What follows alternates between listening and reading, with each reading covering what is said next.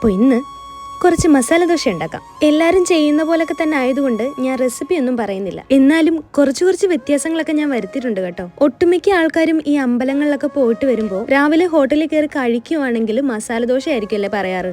ഞാനാണേൽ മസാല ദോശ അല്ലാതെ വേറെ ഒന്നും പറയാറില്ല കേട്ടോ. എനിക്ക് വേറെ ഓപ്ഷൻ ഇല്ല. പുറത്തുനിന്ന് കഴിക്കുവാണെങ്കിലുള്ള കാര്യമാണേ പറഞ്ഞത്. അല്ലാത്തപ്പോ ഒക്കെ ദോശ, ഇഡലി, ചപ്പാത്തി, പുട്ട് അങ്ങനെയൊക്കെയുള്ള സാധനങ്ങളാണ് ഇവിടെ. ഈ ഒരു സീൻ കണ്ടപ്പോ പണ്ട് ഒരു സിനിമയ്ക്കകത്ത് ലാലേട്ടൻ ചിക്കൻ കറി വെച്ചതാണ് എനിക്ക് ഓർമ്മ വന്നത്. ഏത് സിനിമയാണെന്ന് ആർക്കെങ്കിലും മനസ്സിലായോ? കടയിൽ നിന്നൊക്കെ ഒരുപാട് മസാല ദോശ കഴിച്ചിട്ടുണ്ടെങ്കിലും എനിക്ക് ഞാൻ സ്വന്തമായിട്ട് ഉണ്ടാക്കാറുള്ളത് തന്നെയാണ് ഇഷ്ടം. എന്താണെന്നറിയില്ല, ഞാൻ ഉണ്ടാക്കുമ്പോഴൊക്കെ എനിക്ക് നന്നായിട്ട് തന്നെ വന്നിട്ടുണ്ട്. കടയിൽ ഉണ്ടാക്കുന്ന സ്റ്റൈലൊന്നും അല്ല കേട്ടോ ഞാൻ വീട്ടിലുണ്ടാക്കുന്നത്. ഒരു വട്ടം ഞങ്ങൾ എല്ലാവരുടെ രാത്രി കറങ്ങാൻ പോയപ്പോൾ മസാല ദോശ മേടിച്ച് കഴിച്ചു. സാധാരണ ഉരുളക്കിഴങ്ങിന്റെ രുചിയാണല്ലോ ഇതിന് മുന്നിട്ട് നിൽക്കുന്നത്. പക്ഷെ അന്ന് ബീട്രൂട്ടിന്റെ രുചിയായിരുന്നു അതിനകത്ത് ഏറ്റവും കൂടുതൽ ഞങ്ങൾക്ക് തോന്നിയത്. കളറും അങ്ങനെ തന്നെ. ബീട്രൂട്ട് എന്ന് പറയുന്ന സാധനം എനിക്ക് പണ്ടേ കണ്ണെടുത്താൽ കണ്ടുകൂടാത്തത് കൊണ്ട് എനിക്കതങ്ങോട്ട് സെറ്റായില്ല. ഈ മസാല ദോശയുടെ കൂടെ കിട്ടുന്ന സാമ്പാർ, ചമ്മന്തി, അതുപോലെ വട, ഇതിൽ ഏത് ഐറ്റമാണ് നിങ്ങൾക്ക് കൂടുതൽ ഇഷ്ടം? ഇതെന്താ കെച്ചപ്പ് എന്ന് വിചാരിക്കേണ്ട കേട്ടോ. എന്റെ തക്കാളി ഇല്ലാത്തതുകൊണ്ട് കെച്ചപ്പ് ഉണ്ടായിരുന്നു, അത് ചേർത്തു. പക്ഷെ ടേസ്റ്റ് അടിപൊളിയായിരുന്നു കേട്ടോ. ആദ്യമൊന്നും ഈ മസാല ദോശ എനിക്ക് അത്രയ്ക്ക് അങ്ങോട്ട് ഇഷ്ടമല്ലായിരുന്നു. പക്ഷെ പിന്നെ പലയിടത്തു നിന്ന് കഴിച്ചപ്പോൾ എനിക്ക് ഭയങ്കര ഇഷ്ടപ്പെട്ടു. ഞാനിവിടെ